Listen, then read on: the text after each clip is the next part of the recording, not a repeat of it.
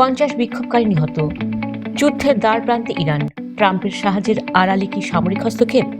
আসসালামু আলাইকুম। ইরানের সরকার বিরোধী বিক্ষোভ এখন আর কেবল স্লোগানের মধ্যে সীমাবদ্ধ নেই, তার রূপ নিয়েছে এক রক্তক্ষয়ী যুদ্ধে।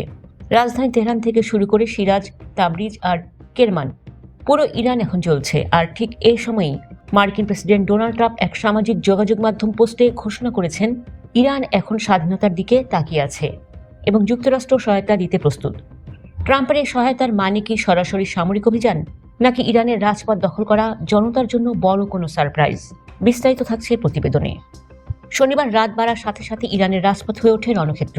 রয়টার্সের খবর অনুযায়ী তেহরানের সাদাতাবাদ এলাকা এখন পুরোপুরি বিক্ষোভকারীদের দখলে। এমনকি তেহরানের পশ্চিমে কারাত শহরে একটি সরকারি পৌরভবনেও আগুন ধরিয়ে দিয়েছে ক্রুদ্ধ জনতা। এরই মধ্যে ইরানের নির্বাসিত শাহজাদা রেজা পাহলভি এক জোরালো আহ্বান জানিয়েছেন, এই আন্দোলনকে যেন বর্তমান ধর্মীয় সরকারকে উৎখাতের চূড়ান্ত বিদ্রোহ রূপ দেওয়া হয়। পরিস্থিতি এমন যে আইআরজিসি বা বিপ্লবী গার্ড বাহিনী একে সন্ত্রাসীদের কাজ বলে দোহাই দিচ্ছে। বিক্ষোভ দমনে কোনো রাগঢাক রাখছে না ইরানের নিরাপত্তা বাহিনী। মানবাধিকার সংগঠন HRAN তথ্য মতে এ পর্যন্ত অন্তত 50 জন বিক্ষোভকারী এবং 15 জন নিরাপত্তা সদস্য নিহত হয়েছেন। গ্রেপ্তার করা হয়েছে 2300 জনেরও বেশি মানুষকে। তেহরানের বাহারিস্তান শহর থেকে 100 জন সশস্ত্র দাঙ্গাকারীকে গ্রেপ্তারের দাবি করেছে তাসনিম নিউজ।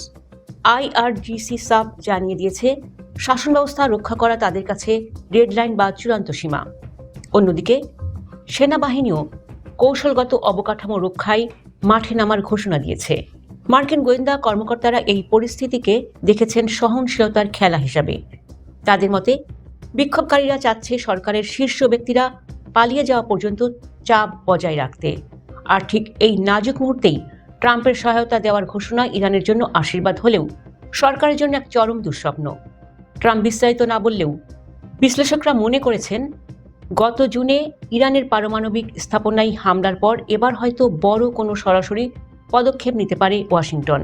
ইরান কি তবে শাহ আমলের সেই রাজতন্ত্রের দিকে ফিরছে, নাকি ট্রাম্পের সহায়তায় নতুন কোনো গণতান্ত্রিক সরকারের অভ্যুদয় ঘটবে?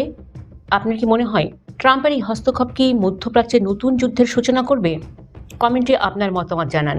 ইরানের এই আগুনের খবরের প্রতিটি মুহূর্তের আপডেট পেতে আমাদের চ্যানেলটি এখনই সাবস্ক্রাইব করে বেল আইকনটি বাজিয়ে দিন। ধন্যবাদ। আল্লাহ হাফেজ।